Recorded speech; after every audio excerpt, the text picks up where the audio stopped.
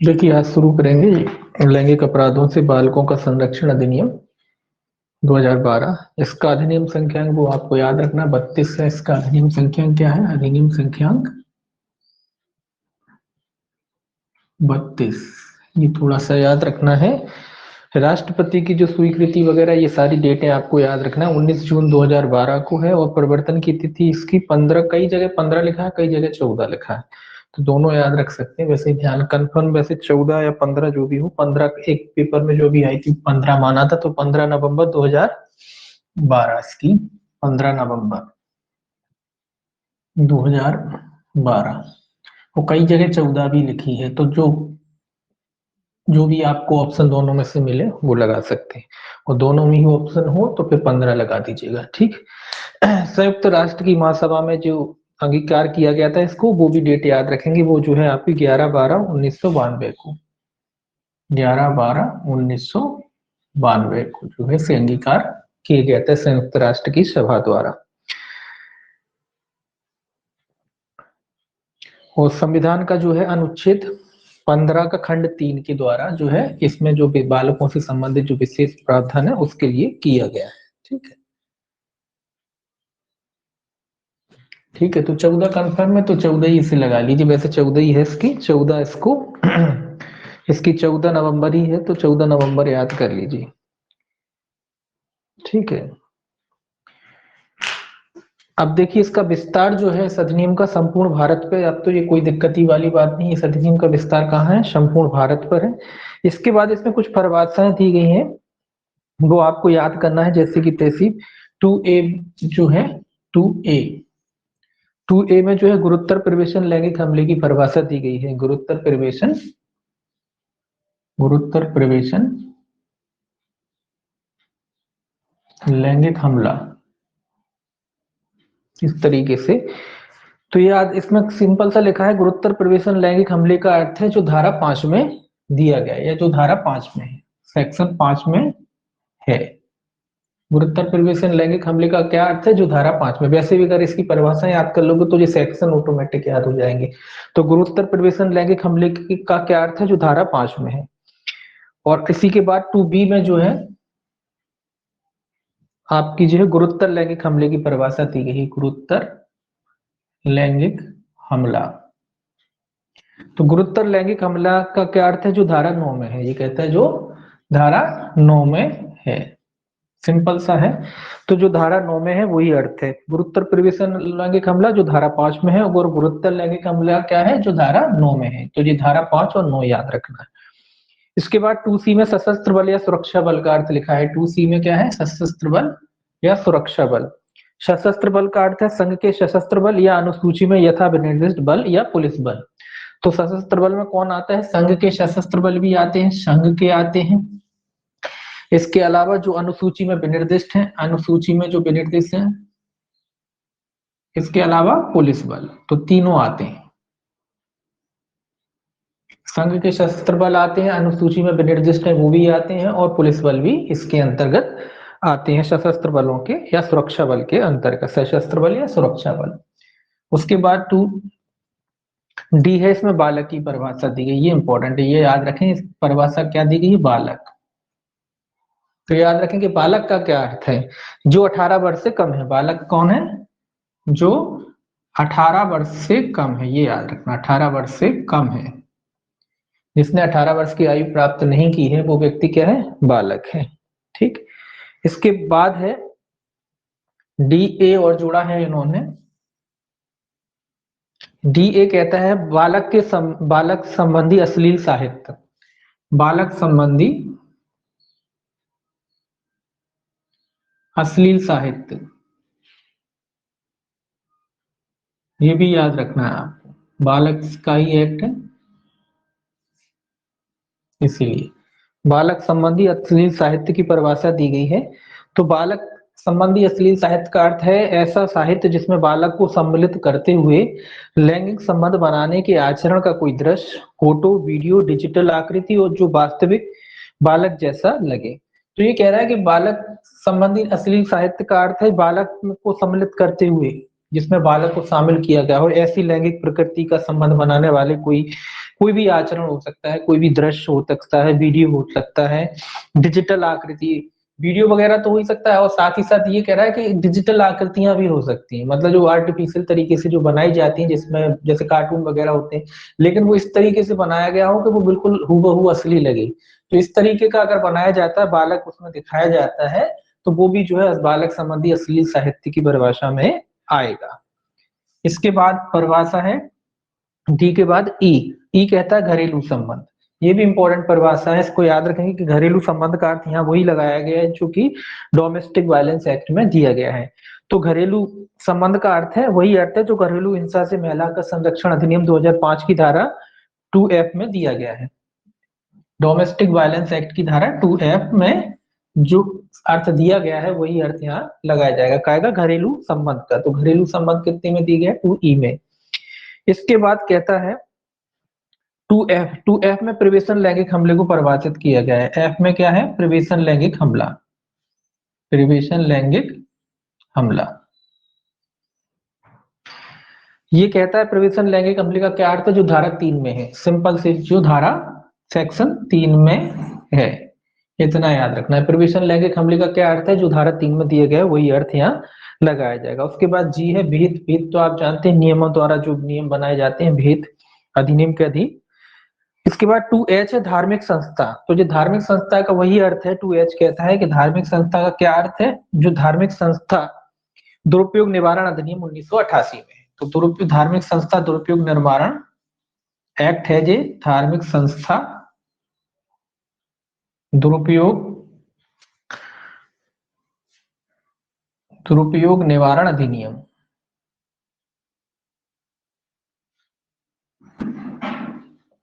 1988 में है। जो अर्थ इसका वही अर्थ यहाँ लगाया जाएगा। अगला है 2I। ये भी याद रखना है आपको। 2I। 2I में जो है लैंगिक हमले का परिभाषित किया गया। ऊपर क्या था? प्रवेशन लैंगिक हमला, यहाँ लैंगिक हमला, केवल लैंगिक हमला। तो लैंगिक हमले का क्या अर्थ है? जो धारा 7 में दिया गया है, जो धारा 7 में है।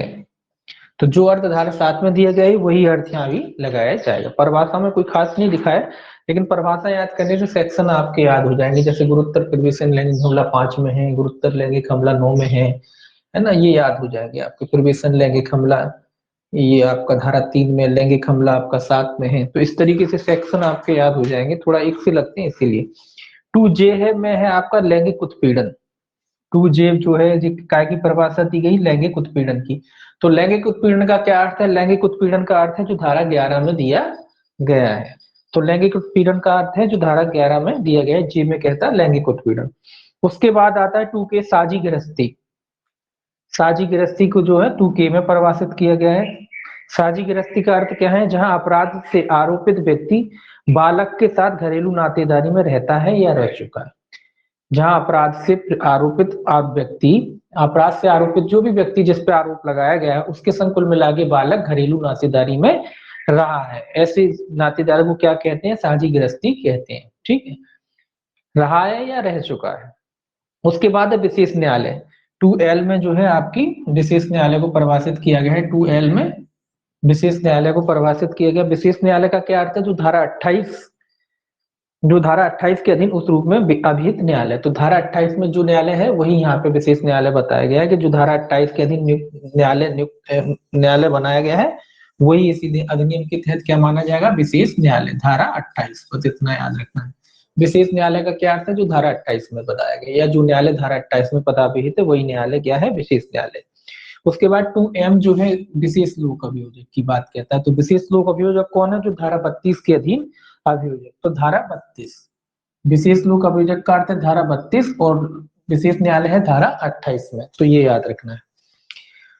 अब ये कहता है जो परिभाषित नहीं है जो शब्द इसमें, उन शब्दों का अर्थ कैसे लगाया जाएगा? तो उन शब्दों का अर्थ उसमें भारतीय दंड संहिता, दंड प्रक्रिया संहिता, किशोर न्याय अधिनियम या सूचना प्रौद्योगिकी अधिनियम, जैसे भी उनके अर्थ वहां दिए गए हैं उन्हीं एक्टों के अनुसार उनका अर्थ लगाया जाएगा। तो आईपीसी के अनुसार भी अर्थ लगाया जा सकता है। अगर आईपीसी में परिभाषित है, सीआरपीसी में है तो सीआरपीसी के अनुसार भी उसका अर्थ लगाया जा सकता है। किशोर न्याय के अधीन भी उसका अर्थ लगाया जा सकता है अगर किशोर न्याय में कोई शब्द दे रखा है, या फिर सूचना प्रौद्योगिकी में कोई अर्थ दे रखा है, सूचना प्रौद्योगिकी प्रौद्योगिकी एक्ट जो है उसमें अर्थ दे रखा है, तो इन तीनों चारों एक्टों के अनुसार उसका अर्थ लगाया जा सकता है। तो ये याद रखना, आईपीसी, सीआरपीसी, किशोर और सूचना प्रौद्योगिकी में जो अर्थ दे रखा है वो लगाया जा सकता है। अब देखिए सेक्शन 3 से देखिए, जो परिभाषा एक बार देख लेना, थोड़ा सा क्या है सब देखते हैं इसीलिए थोड़ा सा मिक्सअप होता है और कुछ नहीं। तो सेक्शन 3 जो है प्रवेशन लैंगिक हमले को परिभाषित करती है कि प्रवेशन लैंगिक हमला कहाँ है, सेक्शन 3 में। सेक्शन 3 में क्या दे रखा है, प्रवेशन लैंगिक हमले को परिभाषित किया गया है। अब देखिए ये क्या कहता है सेक्शन 3, जल्दी जल्दी बताएंगे, इसमें कोई खास है नहीं, मैं थोड़ा याद रखना है। प्रवेशन लैंगिक हमला, तो प्रवेशन लैंगिक हमला का अर्थ लिखा हुआ है इसमें, लिखना चाहे तो लिख सकते हैं। एक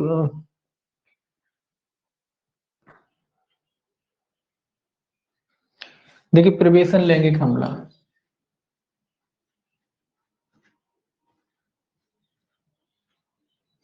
इसमें लिखना हो लिख ले, नहीं तो कोई दिक्कत नहीं समझने के लिए। उसमें देखिए मैं बता देता हूँ, लिंग में लिंग जो होता, लिंग या वस्तु में योनि, मुंह, मूत्र मार्ग या गुदा में प्रवेश कराना, लिंग या योनि में गुदा या मूत्र मार्ग में मुंह लगाना, या ऐसा कोई अभिचालन वगैरह करना, तो ये सारी चीजें क्या कहलाती हैं, ये सारी चीजें प्रवेशन लैंगिक हमला कहलाती हैं। आप देखना चाहे तो उसको पढ़ सकते हैं, कोई खास नहीं है।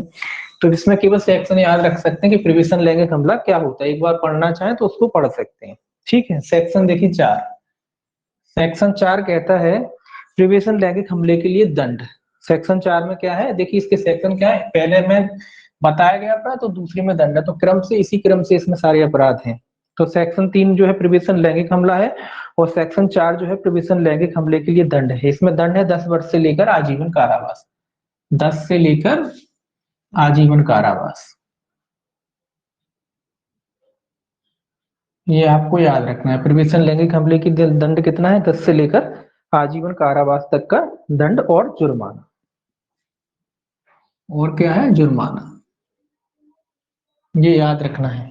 अगर यही अपराध अगर 16 वर्ष से कम आयु के बालक के विरुद्ध किया जाता है, इसमें ये तो नॉर्मल दंड है ही इसी अपराध के लिए, अगर यही अपराध 16 वर्ष से एज का भी है, 16 वर्ष से कम आयु के, 16 वर्ष से कम आयु, 16 वर्ष से कम आयु के अगर किसी बालक द्वारा किया जाता है, तो जो सजा है 10 वर्ष से बढ़कर कितनी हो जाएगी, 20 वर्ष। तो 20 वर्ष से लेकर आजीवन कारावास हो जाएगा, और जुर्माना, यहाँ आजीवन कारावास का जो 16 वर्ष है उसमें अर्थ संपूर्ण जीवन लगाया जाएगा। ठीक है, तो यहाँ जो सजा है 20 वर्ष से लेकर कितनी हो जाएगी, आजीवन, और प्लस जुर्माना, और आजीवन का अर्थ यहाँ 16 वाले में क्या लगाया जाएगा, संपूर्ण जीवन लगाया जाएगा, है ना। तो ये तो याद रखना है। तो अगर 16 वर्ष की बात करें, अगर यही लैंगिक जो प्रवेशन लैंगिक हमला है अगर 16 वर्ष से कम आयु के बालक के खिलाफ किया जाता है, तो फिर जो है सजा कितनी हो जाएगी, 20 वर्ष हो जाएगी।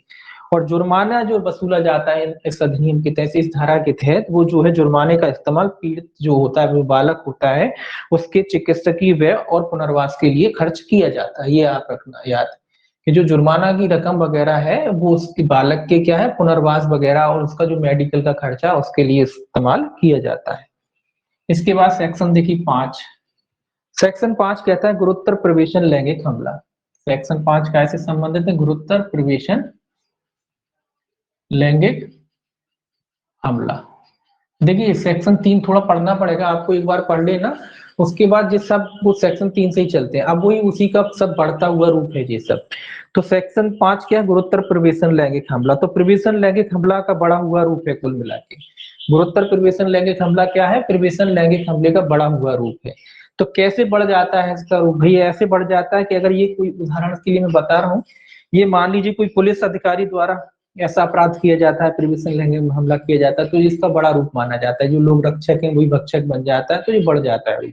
अगर कोई पुलिस अधिकारी द्वारा मतलब इस तरीके का अपराध किया जाता है, कोई सशस्त्र बल का सदस्य है, कोई सेना वहना का, उसके द्वारा ऐसा कोई अपराध किया जाता है, या मान लो कोई लोक सेवक द्वारा ये अपराध किया जाता है, या जेल होते हैं आपके प्रति प्रेषण गृह होते हैं जहाँ बालकों को रखा जाता है, उनके कर्मचारी वगैरह द्वारा किया जाता है, या जो भार साधक व्यक्ति होते हैं उनके द्वारा अगर ये अपराध किए जाते हैं, मान लीजिए अस्पताल है तो अस्पताल के किसी कर्मचारी द्वारा ये अपराध किए जाते हैं, कोई शैक्षणिक संस्था वगैरह जहाँ बालक पढ़ते वगैरह है, या कोई धार्मिक संस्था है ना, तो उनके द्वारा अगर ये अपराध किया जाता है तो ये इसका रूप बढ़ जाता है। इसी प्रकार ये तो जिस इन लोगों के द्वारा कर किया जाता है तो भी बढ़ जाता है। इसके अलावा मान लीजिए सामूहिक गैंग गैंग रेप जिस टाइप का जो होता है, तो सामूहिक रूप से अगर किया जाता है बालकों के खिलाफ यही प्रवेशन लैंगिक हमला, तो ये भी इसका गुरुतर प्रवेशन जो होता है, गुरुतर प्रवेशन लैंगिक हमले की श्रेणी में आता है। या फिर घातक आयुध या गर्म या संचारक पदार्थ की धमकी देकर किया जाता है बालक के साथ, के एसिड डाल देंगे, ये सब धमकी देकर किया जाता है, तो भी ये इसका बड़ा हुआ गुरुतर रूप माना जाता है। या फिर घोर उपपत्ति या शारीरिक उपपत्ति का भय दिखाकर किया जाता है, या फिर इस तरीके से किया जाता है कि इसकी वजह से बालक जो है मानसिक रोगी हो जाता है ना, उसकी मानसिक स्थिति बिगड़ जाती है, तो इस तरीके से किया जाता है। या फिर इस तरीके से किया जाता है कि बालक को जो है कोई संक्रामक रोग हो जाता है, इस प्रकार का हमला किया जाता है, तो भी जो है प्रवेशन जो गुरुतर प्रवेशन लैंगिक हमले का जो है बड़ा रूप माना जाता है, तो इसे फिर गुरुतर प्रवेशन लैंगिक हमला कहा जाता है। इसी प्रकार लिखा है अगर बालक की मृत्यु हो जाती तो भी ये घोर रूप माना जाता है प्रवेशन लैंगिक हमले का। और अगर एक ही बालक पर बार बार किया जाता है ये अपराध, तो भी ये इसका क्या माना जाता है, गुरुतर रूप माना जाता है, बड़ा रूप माना जाता है। या घर के कोई नातेदार या रिश्तेदार घर में ही किया जाता है तो भी ये इसका बड़ा रूप माना जाता है। या फिर बालक जहाँ कोई सेवा वगैरह करता है, मतलब जहाँ नौकरी वोकरी करता है वहां उधर किया जाता है, तो भी जो है इसका बड़ा हुआ रूप माना जाता है। अगर मान लो बालिका है और अगर वो गर्भवती हो जाती तो भी ये इसका बड़ा हुआ रूप माना जाता है। हत्या करने का प्रयास वगैरह किया जाता है, या कभी कभी सामूहिक हिंसा होती है, पंथी हिंसा होती है ना, तो उसमें अगर इस तरीके का अपराध किया जाता है तो भी ये बड़ा हुआ रूप माना जाता है। तो इस तरीके के कई प्रकार हैं। तो इस तरीके से जो है प्रवेशनी लैंगिक हमला होता है, लेकिन ये प्रवेशन लैंगिक हमले का क्या होता है, बड़ा हुआ रूप होता है, इसीलिए इसको गुरुत्तर प्रवेशन लैंगिक हमला कहते हैं। गुरुत्तर का अर्थ ही होता है बड़ा हुआ, तो गुरुत्तर का अर्थ है बड़ा हुआ, उस हमले से बड़ा, तो प्रवेशन लैंगिक हमले से ये बढ़ जाता है। अगर इन व्यक्तियों द्वारा किया जाता है या इन तरीकों द्वारा किया जाता है जो मैंने बताया अभी, तो वो क्या होता है, उसका गुरुत्तर जो है अर्थ लगाया जाएगा, है ना। हालांकि एक बार पढ़ना है तो कॉमन है। उसके बाद जो है आपका सेक्शन जो है 7, सेक्शन जो है 6 में इसके लिए दंड बताया गया, गुरुत्तर प्रवेशन लैंगिक हमले के लिए दंड। क्योंकि आपको पता है, आपने देखा कि भाई प्रवेशन लैंगिक हमला था, अब ये गुरुत्तर प्रवेशन लैंगिक हमला, तो स्वाभाविक सी बात है कि आप सोचिए कि इसमें उससे ज्यादा सजा होगी, तो उससे ज्यादा सजा कितनी होगी, 20 वर्ष। 20 वर्ष से लेकर आजीवन कारावास, 20 वर्ष से आजीवन कारावास, क्योंकि गुरुत्तर है इसलिए सजा भी क्या होगी, इसमें बड़ी होगी। उसमें 10 थी, नॉर्मल सजा 10 थी, 16 वर्ष से एक माले में तो 20 थी, बाकी तो 10 ही थी। तो यहाँ कितनी हो जाएगी, 20 वर्ष हो जाएगी। 20 वर्ष से लेकर कितनी होगी, आजीवन कारावास और जुर्माना। और ये यहाँ भी वही बात लागू होगी कि जो जुर्माना वगैरह है उसको पीड़ित के उपचार वगैरह में क्या किया जाएगा, खर्च किया जाएगा, व्यय किया जाएगा। सेक्शन जो है इसमें 7 है। सेक्शन 7 क्या है आपका, लैंगिक हमले से संबंधित है। सेक्शन 7 क्या है, लैंगिक हमला। इसमें सीधे सीधे याद करना है, वैसे इस एक्ट में आपको सेक्शन 7 है लैंगिक हमला। तो लैंगिक हमले का अर्थ क्या है, लैंगिक हमले का अर्थ है शारीरिक स्पर्श करना या प्रवेशन किए बिना शारीरिक संपर्क बनाना। तो लैंगिक हमले में 2 चीजें याद रख सकते हैं आपके, लैंगिक हमला कब है, ये हमला है अभी, मतलब अभी हुआ नहीं, केवल हमला है ना, आप जानते हैं। तो लैंगिक आशय से स्पर्श करना, लैंगिक आशय से स्पर्श करना, मतलब अभी किया नहीं, केवल स्पर्श किया है। तो लैंगिक आशय से स्पर्श करना मतलब स्पर्श करने को भी क्या माना जाएगा, हमला। लेकिन किस आशय से हो, लैंगिक आशय से हो। दूसरा, प्रवेशन किए बिना शारीरिक संपर्क, प्रवेशन किए बिना शारीरिक संपर्क,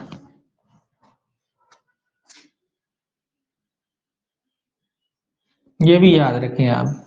ये 2 चीजें हैं तो इसको हमले की श्रेणी में माना जाएगा। एक तो लैंगिक आशय से जो है स्पर्श करता है किसी भी बालक को, या प्रवेशन किए बिना किसी भी प्रकार का शारीरिक संपर्क बनाता है, प्रवेश वगैरह नहीं किया है, केवल शारीरिक संपर्क बनाता है किसी भी प्रकार का, तो वो भी क्या है, लैंगिक हमले की जो है श्रेणी में आएगा। ठीक है। इसके बाद जो है आपका 2 चीजें इसमें याद रखेंगे तो गलत नहीं होगा ये, है ना। 8 कहता है लैंगिक हमले के लिए दंड। तो इसमें दंड कितना है, चूंकि अभी अपराध हुआ नहीं, तो स्वाभाविक सी बात है कि अभी केवल उसने हमले की कोटि में आता है, तैयार हुआ है, अभी हमला किया नहीं है। तो ये 8 है, तो ये क्या है, कितने ही दंड होगा, स्वाभाविक सी बात है कम दंड होगा। तो 3 वर्ष से लेके 5 वर्ष तक का कारावास और जुर्माना, 3 वर्ष से 5 वर्ष तक का कारावास और जुर्माना। तो 3 से 5 वर्ष तक का कारावास और जुर्माने से क्या किया जाएगा, दंडित किया जाएगा। काय में, लैंगिक हमले में। ठीक है, लैंगिक हमला कितने में, लैंगिक हमला आपका 7 में। अब इसी का बड़ा रूप हो जाएगा गुरुतर लैंगिक हमला। देखिए इस क्रम से दिए हैं सब, 7 में दंड, 7 में अपराध दिया, 8 में दंड है, फिर 9 में उसका जो बड़ा हुआ रूप आ जाएगा। 9 में इसका बड़ा हुआ रूप क्या है, गुरुतर लैंगिक हमला।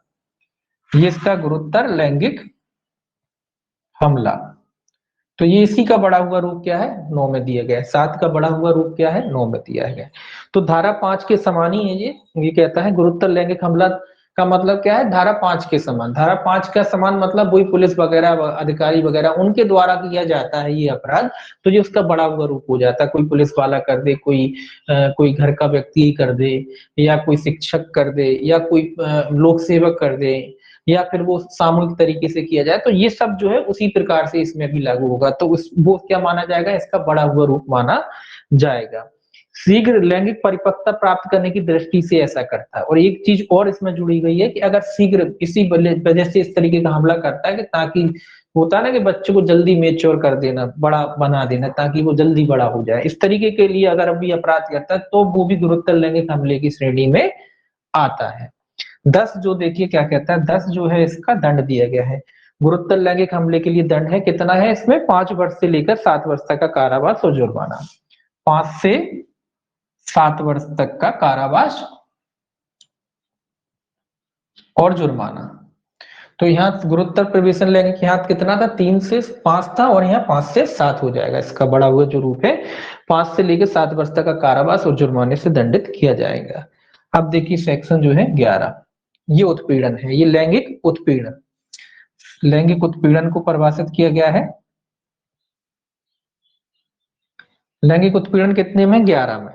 तो लैंगिक उत्पीड़न में क्या शामिल है, उत्पीड़न मतलब एक तरीके से आप जानते हैं उत्पीड़न किसी को, उत्पीड़न का अर्थ होता है किसी तरीके से विक्षोभ करना किसी व्यक्ति को, है ना, परेशान करना, उसी तरीके का है। ये कहता है उत्पीड़न में क्या क्या आता है, शब्द, ध्वनि या अंग विक्षेप या वस्तु या शरीर का भाग जो नॉर्मल होते हैं वही यहाँ भी है, कि शब्द द्वारा, ध्वनि द्वारा, या फिर कोई अंग विक्षेप द्वारा, शारीरिक किसी का भाग, शरीर का कोई भाग दिखाना, मीडिया में किसी वस्तु को दिखाना जो अश्लील होती, किसी अश्लील वस्तु को दिखाना, सीधे या इलेक्ट्रॉनिक माध्यम से पीछा करना किसी बालक का, उसका पीछा करना, जैसे आपने पढ़ा है आईटी एक्ट में, उसी तरीके से।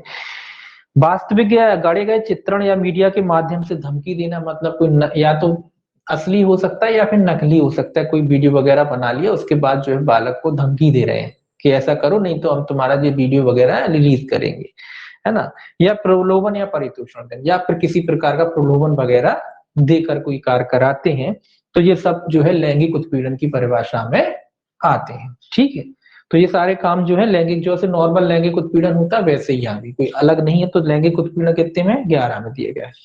12 में जो है लैंगिक उत्पीड़न के लिए दंड दिया गया है।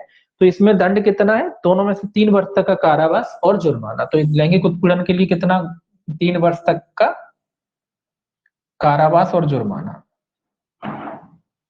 तो लैंगिक उत्पीड़न के लिए दंड दिया गया है आपके सेक्शन 12 में, सॉरी सेक्शन 12 में जो है इसका दंड दिया गया है। लैंगिक उत्पीड़न 11 में और 12 में जो है इसका दंड है, दंड है इसका 3 वर्ष तक का कारावास और जुर्माने से क्या किया जा सकता है, दंडित किया जा सकता है। इसके बाद जो है इसका 13 है, सेक्शन 13 से सेक्शन कहता है अश्लील प्रयोजनों के लिए बालकों का उपयोग। सेक्शन 13 क्या है, अश्लील प्रयोजन के लिए जो है बालकों का अगर उपयोग किया जाता है तो धारा 13 में जो है उसको दंडित किया जाएगा, नहीं 14 में दंडित किया जाएगा, 13 में बताया गया। तो अश्लील प्रयोजन का क्या अर्थ है, अश्लील प्रयोजन का लिखा है किसी भी माध्यम से जनेंद्रियों का प्रदर्शन, वास्तविक या नकली लैंगिक कार्यों में प्रयोग, अशोभनीय या अश्लील प्रदर्शन। तो ये या लिखना चाहे तो लिख ले, ये पूछा नहीं जाएगा इसमें अंदर, है ना, जिस समझने के लिए केवल सेक्शन आपको याद रखना है कि अश्लील प्रयोजनों के लिए बालक का उपयोग, और ये तो कॉमन बात है, आप वैसे भी सही लगा दोगे। तो अश्लील प्रयोजन में जो आता है जनेंद्रियों का प्रदर्शन, जो बालक की जनेंद्रियां होती है उनका प्रदर्शन वगैरह किया जाता है, या वास्तविक या नकली लैंगिक कार्य में उसको शामिल किया जाता है, तो वो भी जो है आपका अश्लील प्रयोजन माना जाएगा। या अशोभनीय या अश्लीलतापूर्ण कोई कार्य किया जाता है तो वो भी जो है अश्लील माना जाएगा। 14 जो है इसका जो है दंड बताता है कि भाई अश्लील प्रयोजन के लिए अगर बालक का इस्तेमाल किया जाता है तो कितने दंड से दंडित किया जाएगा। तो इसमें दो सजाएं हैं कि प्रथम बार में अगर कोई व्यक्ति अपराध करता है तो 5 वर्ष से कम नहीं होगी और जुर्माना। तो प्रथम बार में कहता है 5 वर्ष से कम नहीं होगी और प्लस जुर्माना तो रहेगा ही रहेगा। तो पहली बार में अगर कोई व्यक्ति करता है तो 5 वर्ष से कम नहीं होगी और जुर्माना भी उसे देना होगा, प्लस जुर्माना भी है ना, और जुर्माना। ये कैसा है, पहली बार अगर वो पकड़ा जाता है तो। और अगर ये फिर भी नहीं मानता, दोबारा करता है ऐसा अपराध, तो जो 5 वर्ष की जगह जो है 7 वर्ष हो जाएगी, 7 वर्ष से कम नहीं होगी और जुर्माना 7 वर्ष से कम नहीं होगी और जुर्माना 7 वर्ष तक नहीं है, ये कह रहा है कि 7 वर्ष से कम नहीं होगी। वो ऊपर कह रहा है 5 वर्ष से कम नहीं होगी, मतलब 5 वर्ष तो कम से कम होगी ही होगी, पहली बार करेगा। और अगर 7 वर्ष दोबारा करता है तो 7 वर्ष से कम नहीं होगी, मतलब 7 वर्ष से ऊपर ही होगी जो भी होगी। तो 7 वर्ष या उससे ऊपर, 7 वर्ष से तो कम होगी नहीं, तो कम न्यूनतम कर दिया है। साथ ही कह रहा है कि धारा के अतिरिक्त जो है धारा 4, ये देखिए, ये जो अश्लील कार्य में प्रयोजित की यहाँ 2 तरीके की सजा है। एक तो ये कह रहा है कि भाई ये तो अपराध अगर बालक ने किया, इस तरीके का अगर कोई अपराध करता है व्यक्ति अश्लील प्रयोजनों के लिए, तो ये तो उसको सजा है ही है, इसमें तो वो दंडित होगा ही होगा। इसके अलावा जिस धारा के तहत उसने अपराध किया है, जैसे कि धारा 3, धारा 4 है, 6 है, 8 है, 10 है, तो इन धाराओं के अधीन भी दंडित किया जाएगा। जैसे कह रहा है सेक्शन 4, जो धारा 4 है आपकी, धारा 4, 6, 8, 4, 6, 8 और 10, ये जो धाराएं हैं या के अधीन भी दंडित होगा। क्या मतलब है, मतलब ये इसमें अगर इन धाराओं में वर्णित अपराध किया है और यहाँ किया है तो इस धारा के तहत तो वो दंडित हो गई। और दूसरा, अगर इन धाराओं में से किसी में अपराध आता है तो इन धाराओं के अधीन भी दंडित किया जाएगा। इसका मतलब है कि दोहरी सजा से दंडित होगा। पहले वो जो अपराध किया है उसने अश्लील प्रयोजनों के लिए, तो धारा 14 के अधीन तो दंडित होगा ही होगा। और अगर वो अपराध मान लो धारा 4 में आता है या धारा 6 में आता है, 8 में आता है, 10 में आता है, जिस किसी में भी आता हो, तो उस धारा के अधीन भी क्या किया जाएगा, उसे दंडित किया जा सकता है। धारा 3, 5, 7, 9 में निर्दिष्ट अपराध करने पे। तो अपराध तो ये जानते हैं, आपका 4 का अपराध कहाँ है, 3 में दिया गया है ना। और जैसे ये 4 का अपराध जो है 3 में है, 5 में है, 7 में है, 9 में है, तो धारा 5, 7, 9 में जो अपराध दिए गए उनके लिए वो अतिरिक्त दंड से दंडित किया जाएगा अगर इन अपराधों में आता। तो आपराधिक वाली धाराएं लिखी है मैंने, अपराध जिनमें दंड वाली धाराएं लिखी है, अपराध वाली इनकी एक एक ऊपर होगा। तो अपराध वाली धाराएं कौन सी, 3, 5, 7, 9, 3, 5, 7, 9, तो इन धाराओं के अधीन भी कुल मिला के दोषी होगा। जी अपराध वाली धारा है, जी उसकी दंड वाली, तो इन धाराओं में भी क्या होगा, वो दोषी होगा। तो कुल मिला के दोनों दंड से दोषी होगा, यहाँ भी दोषी होगा और इन अपराध इस धारा के अधीन भी वो दोषी होगा, ये याद रखना है। सेक्शन देखिए 15 क्या कहता है। सेक्शन 15 कहता है बालकों को सम्मिलित करने वाली अश्लील सामग्री के भंडारण के लिए दंड।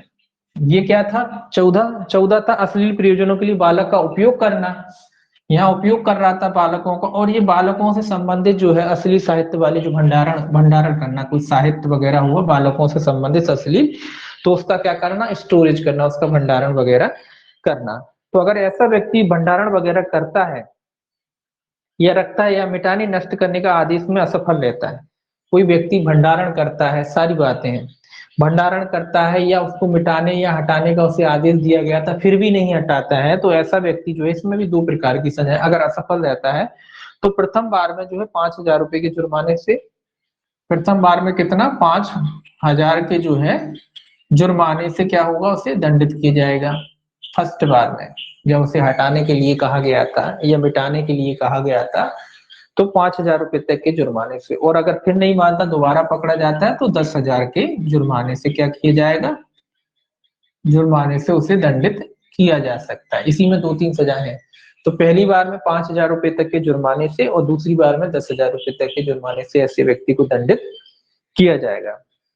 कब ये भंडारण वगैरह करता है या नष्ट वगैरह करने का आदेश दिया जाता है और उसको नष्ट करने में असफल रहता है, तो ऐसे में प्रथम बार में 5,000 का जुर्माना है, दूसरी बार में 10,000 रुपए का जुर्माना। अगर इसी में पारेषण या प्रदर्शन या प्रचार या वितरण या साक्ष्य में इस्तेमाल करता है, अगर कोई व्यक्ति इसी जो इस प्रकार का जो क्या कहते हैं अश्लील साहित्य वगैरह है जो इसने स्टोर करके रखा है, अगर उसका इस्तेमाल क्या करता है, उसका प्रदर्शन करता है, और जो अश्लील साहित्य उसका प्रदर्शन करता है या प्रचार करता है, उसका लोगों को बताता है, प्रचार मतलब लोगों को बताता है, प्रचार वगैरह करता है, वितरण करता है, किसी को देता है, वितरण करता है, किसी व्यक्ति को देता है, या फिर उस जो इस प्रकार का जो अश्लील मटेरियल है उसका किसी साक्ष्य में इस्तेमाल करता है। किस में इस्तेमाल करता है? साक्ष्य में। साक्ष्य में भी इस्तेमाल नहीं कर सकते, बालक का जो अश्लील साहित्य वगैरह है उसको आप साक्ष्य में भी, एविडेंस में भी इस्तेमाल नहीं करते, और साक्ष्य में ये इस्तेमाल करता है, ये कह रहा है। तो ऐसे व्यक्ति को जो है 3 वर्ष तक के किसी भी भांति के कारावास या जुर्माने से, तो ऐसे व्यक्ति को 3 वर्ष तक का कारावास या जुर्माने से क्या किया जा सकता है? दंडित किया जा सकता है, याद रखेंगे। तो अगर इस तरीके का अपराध करता है तो फिर 3 वर्ष तक का कारावास या जुर्माने से क्या किया जा सकता है? ऐसे व्यक्ति को दंडित किया जा सकता है। अब इसी में देखिए अगला और कहता है, वाणिज्यिक प्रयोजन के लिए अगर कोई व्यक्ति ऐसा करता है, व्यापारिक प्रयोजन, वाणिज्यिक प्रयोजन, इसी धारा में है ये सब। तो अगर कोई व्यक्ति वाणिज्यिक प्रयोजन के लिए इस तरीके का अपराध करता है, जो अश्लील सामग्री को उसको स्टोरेज वगैरह करता है व्यापारिक दृष्टि से, तो पहली बार में वो अपराध अगर करता है तो 3 वर्ष, अगर मतलब ऊपर तो भंडारण ऊपर ये नहीं ये सिद्ध नहीं हुआ अभी कि वाणिज्यिक प्रयोजन है, बस ये था कि स्टोर करे रखने था, तो फिर जुर्माना था। ठीक है, दोनों में देखिए जुर्माना है और यहाँ सजा भी है। तो नॉर्मली पकड़ा जाता है तो जुर्माना हो 5,000 और 10,000 सेकंड बार में। लेकिन अगर ये पता पड़ता है कि जिस कमर्शियल तरीके से ऐसा करता है ना, स्टोर इसलिए कर रहे हैं कि व्यापारिक मतलब दूसरों को बेचेगा और क्या करेगा, तो इस तरीके का अपराध करता है, तो फिर उसमें जो है सजा होगी 3 वर्ष से लेकर 5 वर्ष तक का। प्रथम बार जो सजा है तो 3 से लेकर 5 वर्ष तक के जो है उसे कारावास से क्या किया जाएगा? दंडित किया जाएगा। और जुर्माना 3 से लेकर 5 वर्ष तक का कारावास या जुर्माना या दोनों, या जुर्माना या फिर दोनों से दंडित किया जा सकता है। वाणिज्यिक प्रयोजन है।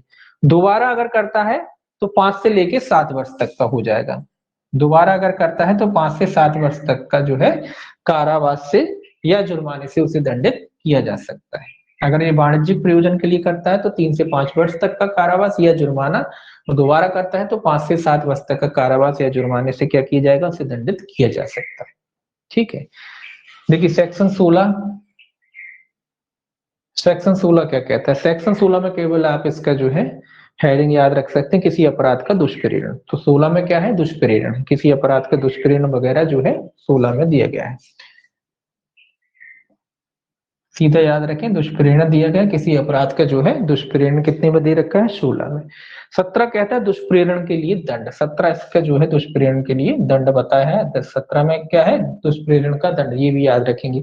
तो दंड कितना होगा दुष्प्रेरण? उस अपराध में जो उपबंधित अपराध है, उपबंधित जो दंड है उससे ही क्या किया जाएगा? दंडित किया जाएगा। उपबंधित दंड, तो बस दंड क्या है? उपबंधित, उपबंधित दंड से जो अपराध का दुष्प्रेरण किया है उसमें जो सजा है वही सजा यहाँ भी दी जाएगी, जिसका भी आपने क्या किया? दुष्प्रेरण वगैरह किया है।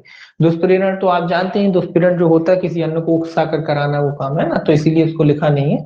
17 क्या है? उसका दंड है। 17 दंड कितना होगा? जो भी अपराध उसने किया है और जो अपराध में सजा वो दी गई है, जिस अपराध का दुष्प्रेरण किया है उसी अपराध की सजा से क्या किया जाएगा? दंडित किया जाएगा। इसीलिए लिखा है कि उपबंधित दंड से।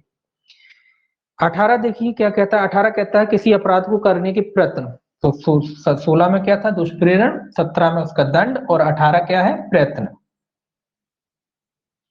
तो ऐसे ही याद रखेंगे इसको। 18 क्या है? प्रयत्न, अपराध करने का प्रयत्न। तो प्रयत्न अगर कोई व्यक्ति करता है तो कितना है? आजीवन कारावास या दीर्घतम अवधि का आधा। ये याद रखना है, आधा याद रखना है, आधा। काय का आधा? आधा। अगर कोई व्यक्ति प्रयत्न करने की कोशिश करता है, मतलब अपराध असफल रहता है, पूरा नहीं हो पाता है, तो उसको कुल मिला के आधी सजा से दंडित किया जाएगा। जो उस मूल अपराध की सजा है उसकी आधी, हाफ सजा से दंडित किया जाएगा। तो आधी कैसे लगाई जाएगी? तो आजीवन कारावास, या तो अगर मान लो किसी अपराध में आजीवन कारावास की सजा, तो आजीवन कारावास का आधा लगा लिया जाएगा, या फिर जो दीर्घतम अवधि, अधिकतम जो अवधि, मान लो 20 वर्ष अधिकतम अवधि, तो उसका आधा लगा लिया जाएगा। अब आप कहोगे आजीवन कारावास का, तो फिर वो आईपीसी में चला जाएगा, दंडाविधियों की भिन्न है कि आजीवन कारावास का क्या अर्थ लगाया जाता है। तो उसके हिसाब से जो है फिर इसको जो है क्या कर लिया जाएगा? उसी हिसाब से जो है आधा कर लिया जाएगा। ठीक है, तो आधा करके क्या किया जाएगा? उसका कुल मिला के आधा सजा दी जाएगी प्रयत्न के मामले में। या तो आजीवन कारावास का आधा हो जाएगा, या जो अपराध में अधिकतम सजा है उसका आधा सजा दी जाएगी। अब याद रखेंगे 19 अपराधों की रिपोर्ट करना। तो याद रखें कि अपराधों की रिपोर्ट करना, कि अपराधों की जो है रिपोर्ट किस किस को की जाएगी, कौन से कहाँ आप अपराधों की रिपोर्ट करेंगे। इस अधिनियम से संबंधित अगर कोई अपराध है तो उसकी रिपोर्ट वगैरह जो है आप कहाँ करेंगे?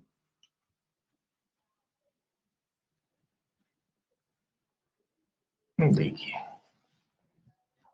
देखिए अपराधों की जो है रिपोर्ट वगैरह कह रहा है कि भाई अपराधों की रिपोर्ट कहाँ करेंगे। कौन सा है? सेक्शन 19।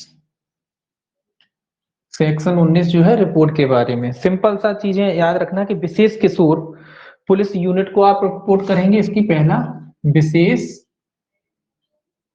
किशोर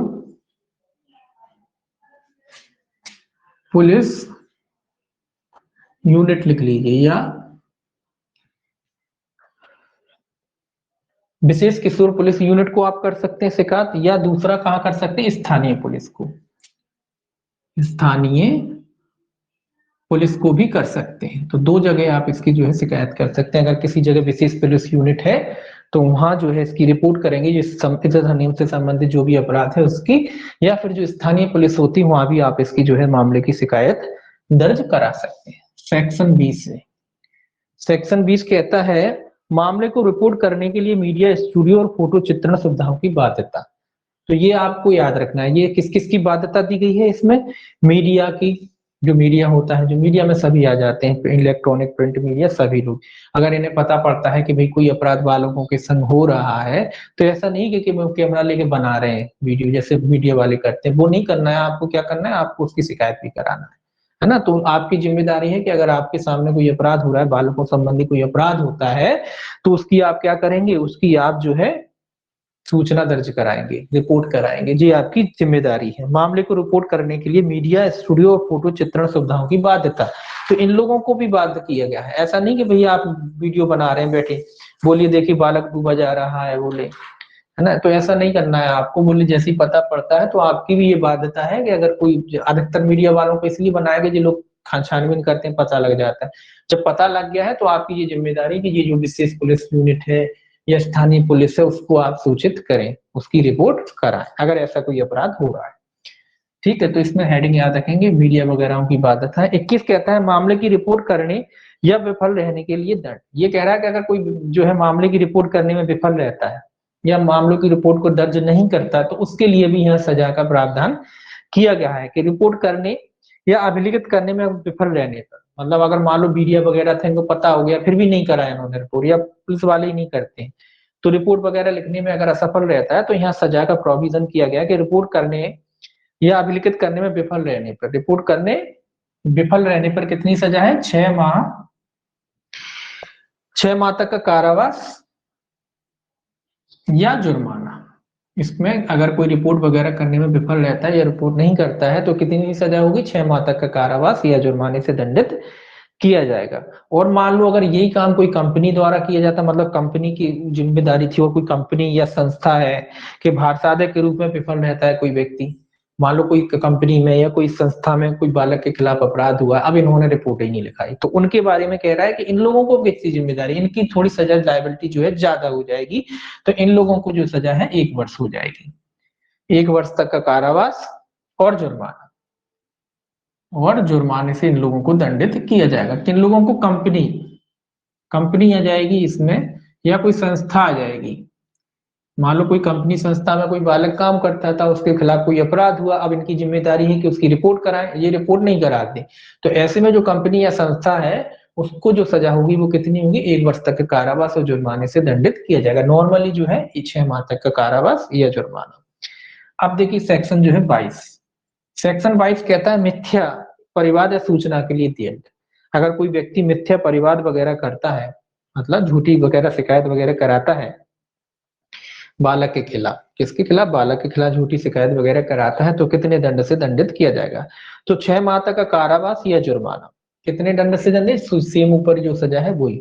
अगर कोई व्यक्ति झूठी शिकायत वगैरह कराता है तो ऐसे में 6 माह तक का कारावास या जुर्माने से दंडित किया जाएगा, या फिर दोनों से दंडित किया जा सकता है झूठी सूचना लिखाने पर। अब बात आती है कि अगर मान लो बालक ही झूठी नहीं सूचना लिखा दे किसी के खिलाफ, बालक है साथ रहे, मान लो बालक, उसने झूठी सूचना लिखा दी, तो फिर क्या किया जाएगा? बालक को दंडित नहीं किया जाएगा। याद रखना है कि बालक को किसी भी दंड से दंडित नहीं किया जाएगा। बालक के, ठीक है, तो बालक को क्या है जो है किसी भी प्रकार से जो है क्या नहीं किया जाएगा, दंडित नहीं किया जाएगा। अगर कोई व्यक्ति झूठी सूचना लिखाता है तो 6 माह तक का कारावास है। और बालक, अगर बालक लिखाता है किसी के खिलाफ झूठी शिकायत बालक, तो बालक को दंडित नहीं किया जाएगा, ये याद रखना है। 2 चीज।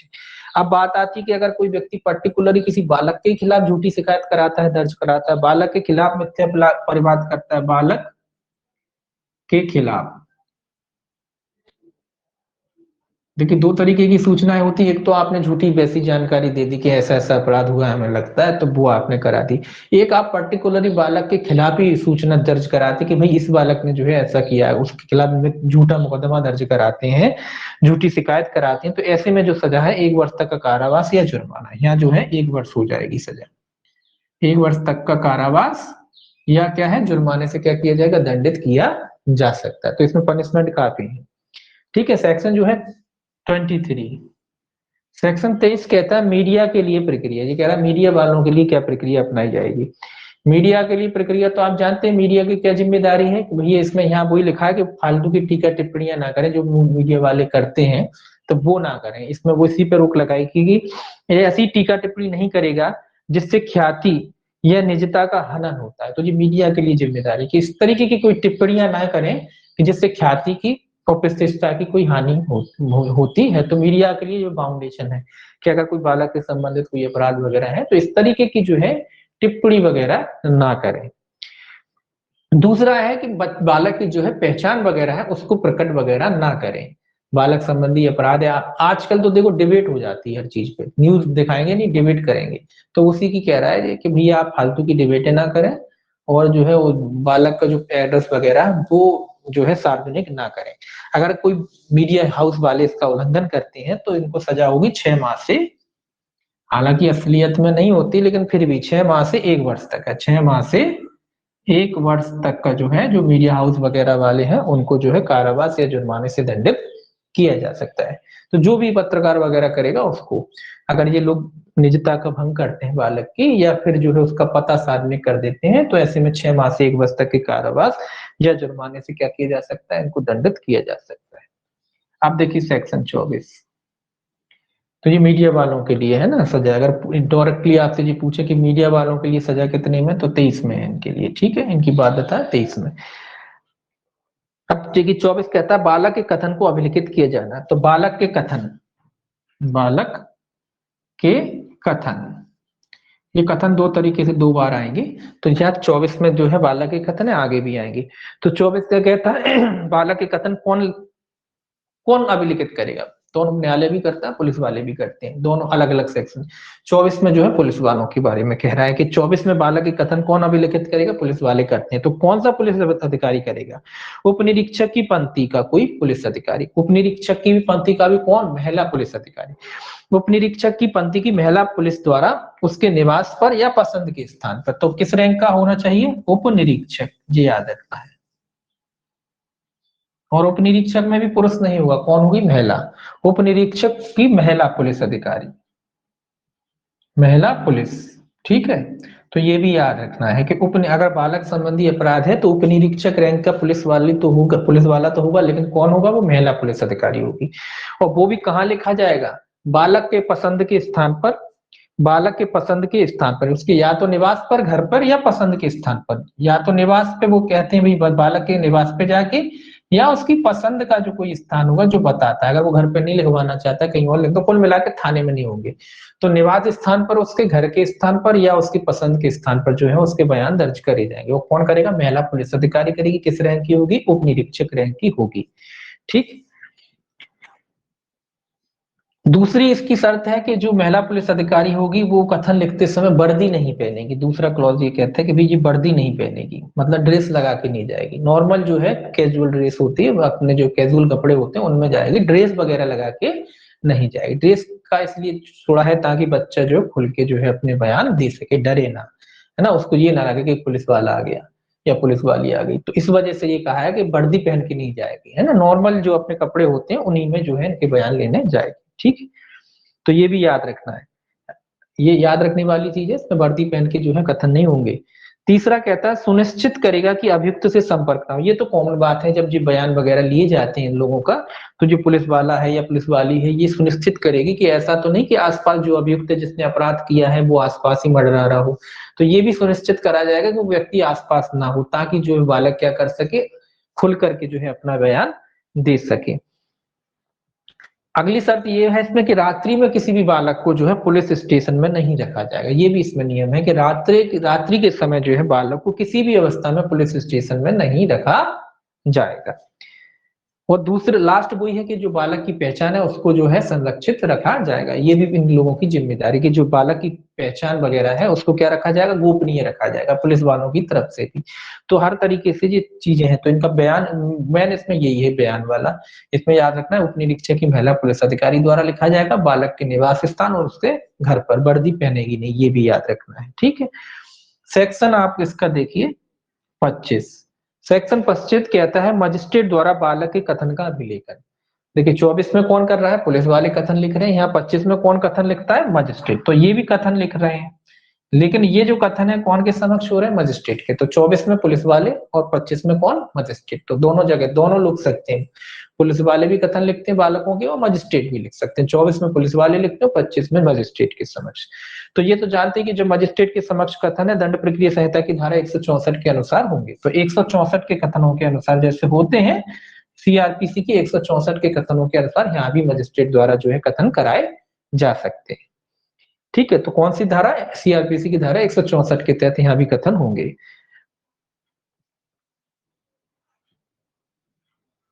लेकिन वो कह रहा है कि धारा 164 वाली यहाँ जो बात है कि वो अधिवक्ता की उपस्थिति वाली बात, कि भाई अधिवक्ता की उपस्थिति में कथन लिखबद्ध किए जाएंगे, वो बात यहाँ लागू नहीं होगी, इस अधिनियम में लागू नहीं होगी अधिवक्ता की उपस्थिति वाली बात। अधिवक्ता की उपस्थिति ये वाली जो बात है इस अधिनियम में लागू नहीं होगी कि भैया जो बयान लिए जाएंगे मजिस्ट्रेट साहब द्वारा वो अधिवक्ता की उपस्थिति में लिए जाए। तो वो वाली जो बात है यहाँ लागू नहीं होगी, इस अधिनियम में लागू नहीं। ये भी याद रखना है कि अधिवक्ता की उपस्थिति में जो वाली बात जो है इस अधिनियम में लागू नहीं होगी। आगे याद रखना कि बालक या माता पिता या प्रतिनिधि को बयानों की प्रतिलिपि दी जाएगी धारा 207 के अनुसार, जैसे सीआरपीसी में है। तो जो बालक है या उसके माता पिता हैं जब बयान हो जाएंगे तो उनकी प्रतिलिपि जो है इनको उपलब्ध करा दी जाएगी। धारा 207 सीआरपीसी की में जो दिए हैं कथनों की कॉपी दी जाती है ना उसी हिसाब से। ठीक है, तो यही इसमें याद रखना। अब देखिए सेक्शन 26 क्या कहता है।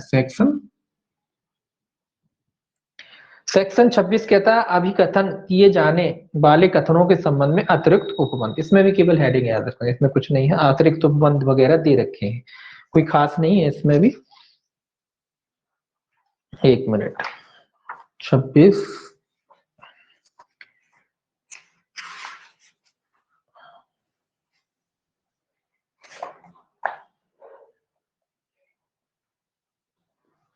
अतिरिक्त उपबंध वही है दुभाषी वगैरह की सहायता, माता पिता, ये कोई खास नहीं। ठीक है, तो इसमें भी केवल हेडिंग याद रखेंगे, कोई खास पढ़ने लायक नहीं है।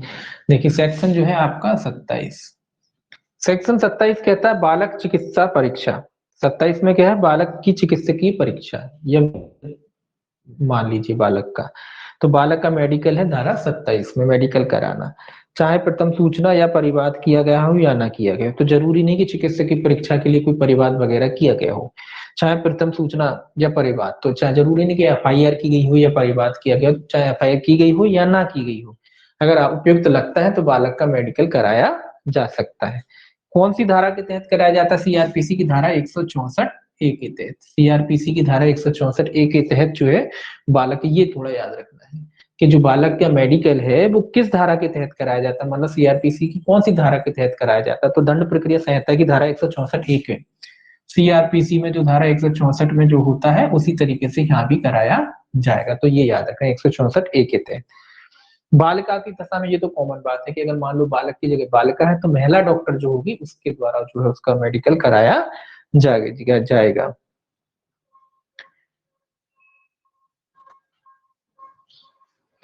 अब ये कहता है बालक है चूंकि, तो जो बालक कहता है बालक का जो मेडिकल कराया जाएगा जो उसके माता पिता हो या उसके भरोसे के लायक कोई व्यक्ति हो उसकी उपस्थिति में कराया जाएगा। अगर मान लो वो लोग नहीं है, उसके माता पिता या उसका कोई भरोसे का जो भी व्यक्ति परिवार का सदस्य होगा, भरोसे का व्यक्ति अगर वो नहीं है, तो फिर जो है इसकी अनुपस्थिति में चिकित्सा संस्था की नाम निर्दिष्ट जो महिला होगी, मतलब अगर कोई उनके परिवार का सदस्य नहीं है, तो चिकित्सा संस्था की जो भी नाम निर्दिष्ट महिला होगी, मतलब जिसको निर्दिष्ट किया जाए, है ना, चिकित्सा विभाग की, मतलब जो अस्पतालों में जो भी नाम निर्दिष्ट महिला, जिसको भी, जो नर्स हो सकती है, डॉक्टर हो सकती है, तो कोई महिला डॉक्टर या नर्स हो सकती है, उसको अपॉइंट किया जा सकता है, फिर उसकी निगरानी में जो है उस बालक का क्या होगा, मेडिकल किया जाएगा, अगर परिवार वाले नहीं है तो। ठीक है, सेक्शन 27 देखिए, 28 देखिए क्या कहता है। 28 कहता है विशेष न्यायालय को अभिहित किया जाना, विशेष न्यायालय को अभिहित किया जाना, इसमें विशेष न्यायालय के बारे में धारा 28 में क्या है, विशेष न्यायालय।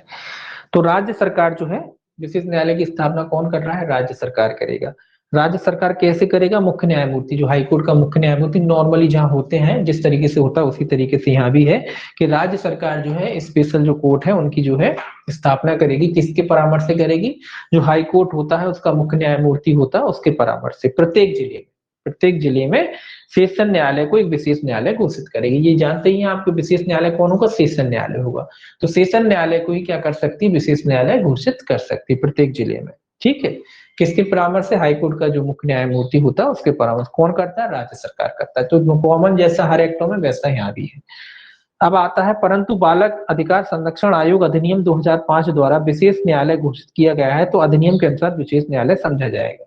ये कह रहा है कि बालक अधिकार संरक्षण अधिनियम 2005 के तहत अगर मान लो किसी न्यायालय को विशेष न्यायालय पहले से बना रखा है, तो उसको ही फिर विशेष न्यायालय माना जाएगा, अलग से बनाने की आवश्यकता नहीं है। अगर बालक अधिकार संरक्षण जो है आयोग अधिनियम 2005 द्वारा कोई विशेष न्यायालय पहले से स्थापित है, तो फिर उसी को जो है विशेष न्यायालय मान लिया जाएगा। ठीक, आगे देखिए, कहता है विशेष न्यायालय किसी अन्य अपराध का भी विचारण कर सकता है जो दंड प्रक्रिया संहिता के अनुसार आरोपित किए जा सकते हैं। ये भी याद रखना है कि मतलब ऐसा नहीं कि विशेष न्यायालय इस अधिनियम से ही संबंधित कोई अपराधों का विचारण करे, अन्य अपराधों का भी वो क्या कर सकता है, विचारण कर सकता है, जो सीआरपीसी के तहत उसमें संयोजित किए जा सकते हैं। मतलब अगर अपराधों का संयोजन हो सकता है और वो जुड़े हुए हैं, तो उन अपराधों का भी जो है विशेष न्यायालय क्या कर सकता है, विचारण कर सकता है। विशेष न्यायालय सूचना प्रौद्योगिकी अधिनियम के अनुसार धारा 67 बी के अधीन भी मामलों का विचारण कर सकता है। तो ये कह रहा है आईटी एक्ट की धारा 67 बी के तहत भी अगर कोई मामला आता है, तो विशेष न्यायालय उन मामलों का भी जो है विचारण कर सकता है। ठीक है, अगर कुल मिला के बालकों से जुड़ी हुई कोई भी चीज हो, तो ऐसा नहीं कि विशेष न्यायालय केवल इस अधिनियम तक सीमित है। अगर जुड़ा हुआ मामला है, मैटर है, तो वो उन अपराधों का भी विचारण कर सकता है।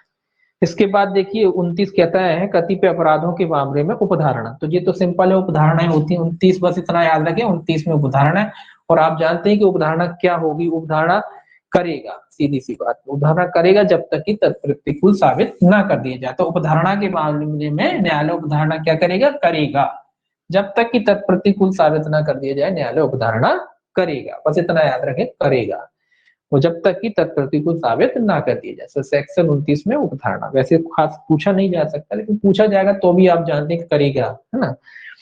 30 है आपराधिक मानसिक दशा की, यहाँ भी न्यायालय उपधारणा करेगा। 30 में क्या है, आपराधिक मानसिक दशा की उपधारणा। देखिए दोनों उपधारणाओं से संबंधित धाराएं, ये याद रखना कि 29-30 जो है उपधारणा है। सेक्शन 29 भी उपधारणा है और सेक्शन 30 भी उपधारणा है। सेक्शन 29 जो है उपधारणा सामान्य है और सेक्शन 30 जो है काय की उपधारणा कहता है, मानसिक जो दशा है उसकी उपधारणा। नॉर्मल उपधारणा 29 में और मानसिक दशा की उपधारणा 30 में, और दोनों में ही करेगा उपधारणा, है ना। उपधारणा करेगा, तथ्य तभी साबित माना जाएगा जब संदेह से परे साबित कर दिया जाए। वो मानसिक दशा की उपधारणा में ये कह रहा है कि तभी वो सिद्ध माना है जब संदेह से परे साबित कर दिया जाए। 31 कहता है विशेष न्यायालय के समक्ष कार्यवाही को दंड प्रक्रिया संहिता 1973 का लागू होना। 31 क्या कहता है, दंड प्रक्रिया संहिता, विशेष न्यायालय के समक्ष कार्रवाइयों पे सीआरपीसी का प्रोसीजर लागू होना। ये कहता है विशेष न्यायालय के समक्ष अभियोजन या संचालन करने वाले को लोक अभियोजक समझा जाएगा। ये कह रहा है विशेष न्यायालय के समक्ष जो अभियोजन वगैरह संचालन करता है उसको क्या समझा जाएगा, लोक अभियोजक समझा जाएगा। 32 कहता है विशेष लोक अभियोजक, सेक्शन जो है 31 के बाद जो है 32 में क्या है, विशेष लोक अभियोजक। तो विशेष लोक अभियोजक की नियुक्ति भी कौन करता है, राज्य सरकार करती है। विशेष न्यायालय के लिए एक विशेष लोक अभियोजक की नियुक्ति की जाएगी। किस व्यक्ति को बनाया जाएगा, जिसने 7 वर्ष तक कम से जो है अधिवक्ता का मतलब के रूप में क्या किया हो, कार्य किया हो, ऐसे व्यक्ति को बनाया जाएगा। दंड प्रक्रिया संहिता की धारा 2U जो है लोक अभियोग की जो है वो इस जो लोक अभियोग विशेष लोक अभियोग है उसको जो है लोक अभियोग समझा जाएगा। सीआरपीसी की धारा 2U में जो दिया है तो वो खैर कोई खास नहीं। तो लोक अभियोग जो विशेष लोक अभियोग, स्वाभाविक सी बात है कि जब विशेष न्यायालय को सेशन न्यायालय समझा जा रहा है तो लोक अभियोग विशेष लोक अभियोग को लोक अभियोग समझा जाएगा, सीधी सी बात है ना। तो लोक अभियोग ही समझा जाएगा, होता वही बस विशेष शब्द लग जाता है, स्पेशल मैटर मिल जाता है, लेकिन होता तो लोक अभियोग ही है ना। जैसे न्यायालय विशेष है तो होता तो वो सेशन ही न्यायालय, बस ये है कि विशेष जो है उसे शक्तियां मिल गई तो विशेष कह देते हैं, लेकिन होता तो सेशन ही है। ऐसे ही वो कह रहा है कि लोक अभियोग जो विशेष लोक अभियोग है उसको भी क्या समझा जाएगा, लोक अभियोग। इसके बाद देखिए सेक्शन 33 क्या कहता है। सेक्शन 33 कहता है विशेष न्यायालय की प्रक्रिया और शक्तियां। तो ये इसमें याद रखें कि विशेष न्यायालय जो सुपुर्दगी के बिना परिवाद पर या पुलिस रिपोर्ट पर मामले का संज्ञान ले सकता है। तो याद रखें कि जो विशेष न्यायालय है, चूंकि विशेष न्यायालय है तो सुपुर्दगी के बिना भी जो है मामले का संज्ञान ले सकता है। कैसे कैसे ले सकता है, परिवाद पर भी ले सकता है, किसी ने अगर परिवाद मतलब कंप्लेंट फाइल किया तो ले सकता है, या पुलिस रिपोर्ट पर भी अगर पुलिस के द्वारा शिकायत की जाती है तो उस आधार पर भी जो है मामले का संज्ञान ले सकता है। तो ये कितने में है, ये 33 में। 34 क्या कहता है, देखिए सेक्शन 34।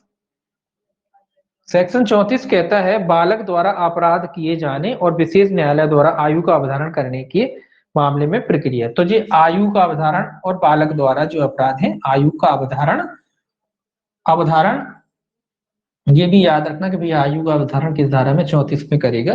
तो आयु का अवधारण है या बालक द्वारा अपराध की उसका अवधारण है जो न्यायालय करता है धारा 34 में। ये कौन करेगा, किस तरीके से किया जाएगा, किशोर न्याय बालकों की देखरेख और संरक्षण अधिनियम 2015 द्वारा। जो किशोर न्याय एक्ट है, किशोर न्याय अधिनियम है, जिस तरीके से वहां किया जाता है आयु वगैरह कर निर्धारण, उसी एक्ट की तरह यहाँ भी किया जाएगा, उसी एक्ट के अनुसार यहाँ करा जाएगा। तो अलग से कोई प्रक्रिया नहीं, किशोर न्याय अधिनियम जो है 2015 उसके द्वारा ही यहाँ भी जो है आयु वगैरह का अवधारण किया जाएगा। यदि प्रश्न उठता है कि कोई व्यक्ति बालक है या नहीं, तो इस प्रश्न का अवधारण विशेष न्यायालय द्वारा स्वयं समाधान करने के पश्चात ही किया जाएगा। तो अगर कोई प्रश्न ये भी उठता है कि कोई बालक है या नहीं, तो सबसे पहले न्यायालय अपना समाधान करेगा कि जो बालक है या नहीं, उसके बाद जो है इस प्रश्न का निराकरण किया जाएगा। ठीक है, दो बातें हैं।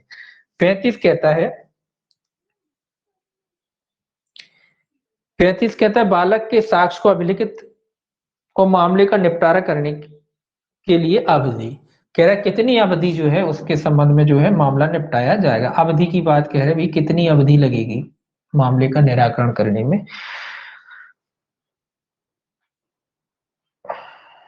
निपटारा करने की अवधि, तो इसमें दो चीजें हैं कि संज्ञान लिए जाने के 30 दिन के भीतर लिखा जाएगा। मतलब बालक के जो कथन वगैरह, पहला तो ये है कि बालक के जो कथन वगैरह संज्ञान लिए जाने के 30 दिन के भीतर जो है लिखा जाएगा।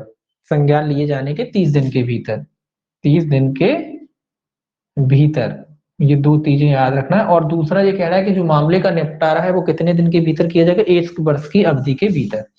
1 वर्ष की अवधि, तो 1 वर्ष की अवधि के भीतर जो है मामले का निपटारा करने की कोशिश की जाएगी, और जो कथन वगैरह जो भी है उनके बयान वगैरह है वो 30 दिन के भीतर जो है बालक के लिखे जाएंगे। 30 दिन के भीतर कोशिश की जाएंगे, लिखवा लिए जाएंगे, और 1 वर्ष के भीतर जो है मामले को निपटाने की कोशिश की जाएगी। 36 जो है कहता है साक्ष्य देते समय बालक का अभियुक्त को ना दिखाना। इसमें सेक्शन याद रखना है, केवल सेक्शन 36 केवल सेक्शन याद रखना है। 37 कहता है साक्ष्य देते समय बालक का अभियुक्त को ना दिखना। तो जब भी बालक के बयान वगैरह हो रहे होंगे तो ऐसा हुआ कि बालक और उनका आपस में, मतलब बालक तो उसको देख ले लेकिन वो बालक को ना देख पाए, इस तरीके से जो है व्यवस्था की जाएगी। कोर्ट में आपने देखा होगा पॉस्को एक्ट, हालांकि आज तो अब आजकल तो वीडियो कॉन्फ्रेंस होती है, तो अपराधी जो है जेल में ही रहता है, उससे वीडियो कॉन्फ्रेंस कर लेते हैं, बालक के यहाँ बयान हो जाते, बालक देख लेता है उसे लेकिन उसे नहीं दिखता उसको, है ना। तो इस तरीके से बयान हो जाते हैं। तो ये कह रहा है कि आपस में सामना ना हो, इस तरीके से जो कोशिश की जाएगी। 37 कहता है विचारण का बंद कमरे। ये तो आप जानते हैं कि जो पॉस्को एक्ट की कार्रवाई होती, कैमरा ट्रायल होती, मतलब बंद कमरे में की जाती, केवल जो लोग मैटर से जुड़े होते हैं केवल उन्हीं को अनुमति होती है अंदर जाने की, किसी और वकील को भी अनुमति नहीं होती है ना। तो जो पक्षकार हैं, जो वकील हैं, केवल वही उस जो मैटर में जो है हिस्सा ले सकते हैं, कार्रवाई में हिस्सा ले सकते हैं। तो कार्रवाई कैसे होगी, बंद कमरे में होगी। 38 कहता है बालक का साक्ष्य अभिलिखित करते समय किसी दुभाषीय या विशेषज्ञ की सहायता। इसमें भी सेम है, आपको हेडिंग याद रखना है कि अगर मान लीजिए कोई बालक ऐसा है जो भाषा नहीं समझता, तो वहां ट्रांसलेटर वगैरह की आवश्यकता अगर पड़ती है तो उसकी जो है मदद ली जा सकती है। ठीक है, अब देखिए सेक्शन 39 क्या कहता है। सेक्शन 39 कहता है विशेषज्ञ आदि की सहायता लेने के लिए बालक के लिए मार्ग निर्देशन। तो विशेषज्ञ के लिए मार्ग निर्देशन मतलब कैसे काम करेगा, क्या करेगा, तो कौन निर्धारित कर सकता है? राज्य सरकार। राज्य सरकार बालक को सहायता देने के लिए पूर्व विचारण या विचारण प्रक्रम पर सहयोजित करने के लिए मार्ग निर्देशन तैयार, मतलब गाइडलाइन, कि भाई कैसे बयान होंगे, क्या होंगे, कैसे वो काम करेगा विशेषज्ञ, तो कौन बनाएगा वो मार्ग निर्देशन? राज्य सरकार। बस इतना याद रखें, राज्य सरकार। तो गाइडलाइन जो विशेषज्ञ वगैरह है, किन गाइडलाइन का फॉलो करेगा, कैसे काम करेगा, क्या करेगा, उसके जो निर्देशन वगैरह कौन बनाएगा? राज्य सरकार बनाएगी। सेक्शन 40 देखिए क्या कहता है। सेक्शन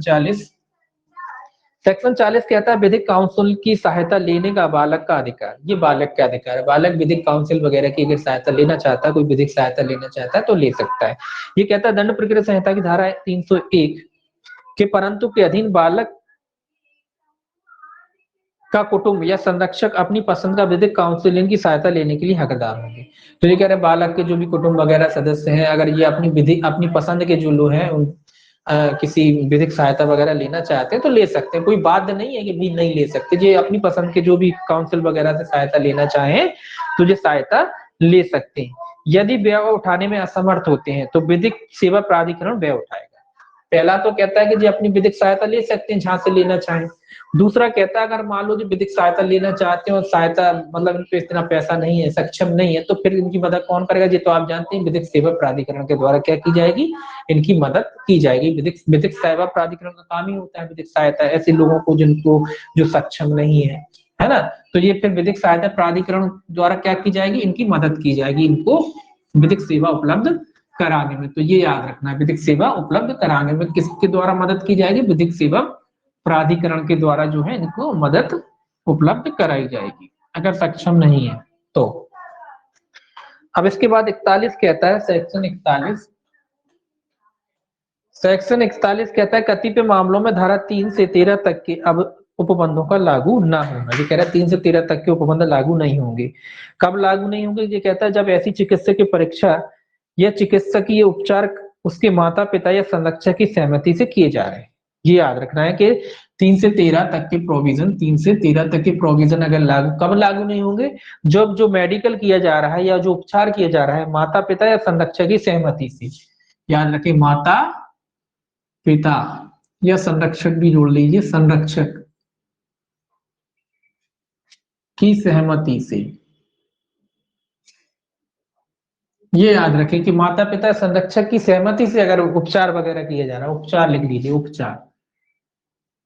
उपचार किया जा रहा है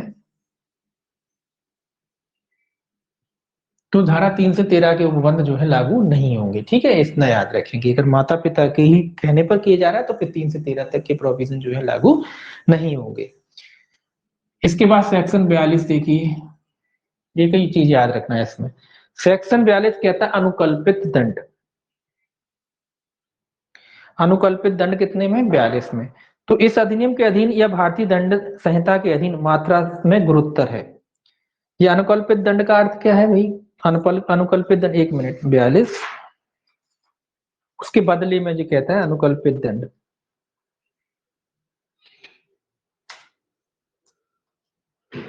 सेक्शन 42।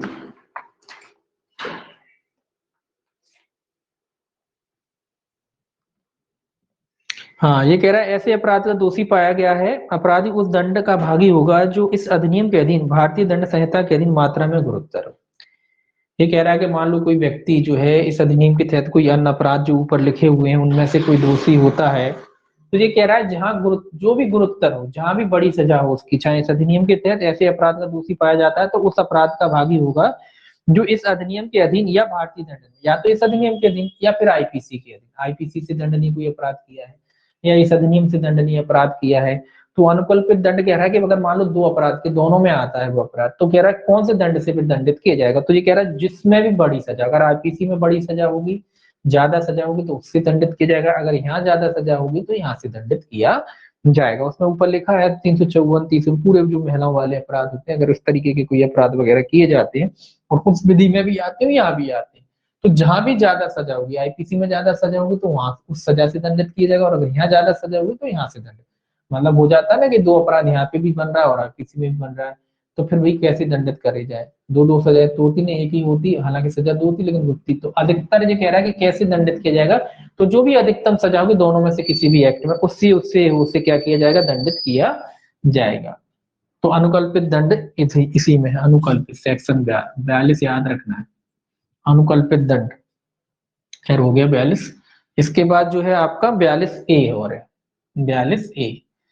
42A कहता है अधिनियम का किसी अन्य विधि के अल्पीकरण में ना होना। सिंपल सा है, इसको याद करना है कि जो अधिनियम है किसी अन्य विधि के अल्पीकरण में नहीं है, कोई अन्य विधि अल्पीकृत नहीं होती। ठीक है, हेडिंग हेडिंग याद रखना है। 43 कहता है अधिनियम के बारे में लोक जागरूकता। 43 याद रखना है सेक्शन के, लोक जागरूकता। लोक जागरूकता का मतलब प्रचार प्रसार, लोक जागरूकता कि भाई लोक जागरूकता कौन का काम है, लोक जागरूकता करना। लोक जागरूकता फैलाना दोनों का काम है, केंद्र का भी और राज्य का भी। केंद्र भी करेगा अपनी तरफ से और राज्य भी करेगा, मतलब प्रचार प्रसार करेंगे, लोगों को प्रचार प्रसार करेंगे, बताएंगे इस अधिनियम के, भाई कि इस अधिनियम जो है बच्चों से संबंधित जुड़ा है, उनके अधिकार क्या है, उनके राइट क्या है, तो लोगों में जागरूकता वगैरह फैलाएंगे। और साथ में ये भी बताएंगे कि अगर बालकों के खिलाफ अपराध करोगे तो इतनी सजा होगी, ताकि थोड़ा एक माहौल बने भय का, है ना, तो इस तरीके की अपराध घटनाएं ना हो, है ना। तो इस तरीके से जो है सरकार प्रचार प्रसार करेगी, दोनों सरकारें करेंगी अपने अपने स्तर पर, केंद्र भी और राज्य भी। 44 कहता है अधिनियम के क्रियान्वयन की मॉनिटरिंग करना। 44 में क्या है, मॉनिटरिंग करना है। तो कैसे मॉनिटरिंग की जाएगी, बालक अधिकार संरक्षण आयोग अधिनियम 2005 की धारा 3 के अधीन गठित या बालक अधिकार संरक्षण के लिए राष्ट्रीय आयोग या राज्य आयोग द्वारा। तो किन के द्वारा की जाएगी, जो धारा 3 बालक अधिकार संरक्षण आयोग अधिनियम है 2005 की धारा 3, ये एक्ट याद रखना पड़ेगा आपको। बालक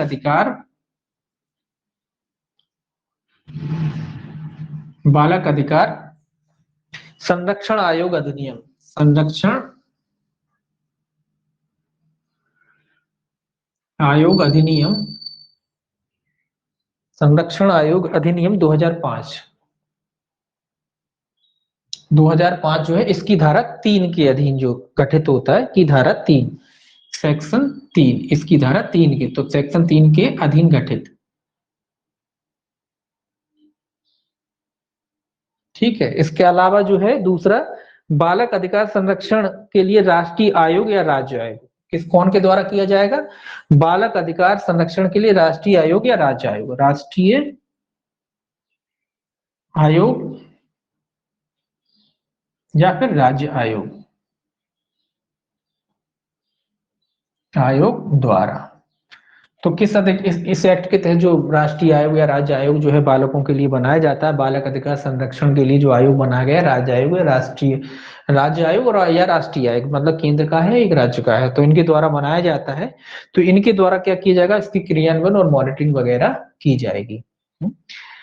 सेक्शन 45 कहता है नियम बनाने की शक्ति। सेक्शन 45 में ये तो जानते ही आप, कौन नियम बनाएगा इस अधिनियम के तहत, केंद्र सरकार। नियम कौन बनाता है, केंद्र सरकार। इसके बाद लास्ट है इसका सेक्शन 46 कठिनाइयों को दूर करने की शक्ति। ये तो ये भी जानते हैं आपके, कठिनाई दूर कौन करेगा, केंद्र सरकार। कितने वर्ष के भीतर, 2 वर्ष। तो यहाँ भी कठिनाई दूर करने की भी शक्ति किसको है, केंद्र सरकार को। कितने वर्ष के भीतर दूर करेगी, 2 वर्ष के भीतर। तो मोस्टली इसमें सेक्शन वाइज है और इसमें पनिशमेंट है ना, तो ये थोड़ा आपको याद रखना है इसमें, बाकी कुछ नहीं है। ये आपका खत्म हो गया, इतना ही है इसमें। 46 थोड़ा याद करने वाला एक्ट है इसमें। देखिए थोड़ा दिक्कत इसमें केवल क्रम में होती है कि कहाँ लैंगिक आ रहा है, कहाँ गुरुत्तर आ रहा है, कहाँ हमला आ रहा है, ये थोड़ा मिक्स हो जाती है ये चीजें, तो उसको क्रम से याद करना है थोड़ा, उसमें से पूछे जाएंगे और पनिशमेंट ही है इसमें मोस्टली।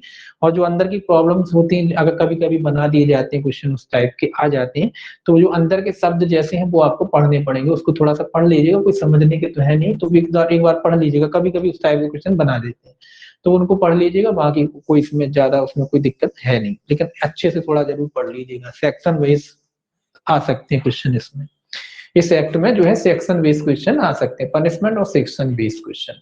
प्रॉब्लम कुछ ज्यादा नहीं आएगी, प्रॉब्लम वाले आएंगे तो कॉमन है, सभी कर देंगे, कोई खास नहीं है इसमें ऐसी चीजें जो किसी को समझ में ना आए, है ना।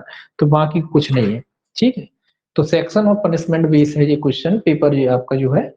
और इसी से कल देखेंगे अपन मानव अधिकार संरक्षण अधिनियम, ह्यूमन राइट्स जो है उसको देखेंगे कल। तो ह्यूमन राइट्स को कल करेंगे, कल ह्यूमन राइट्स को करेंगे, आज इतनी रहने दीजिए। चलिए।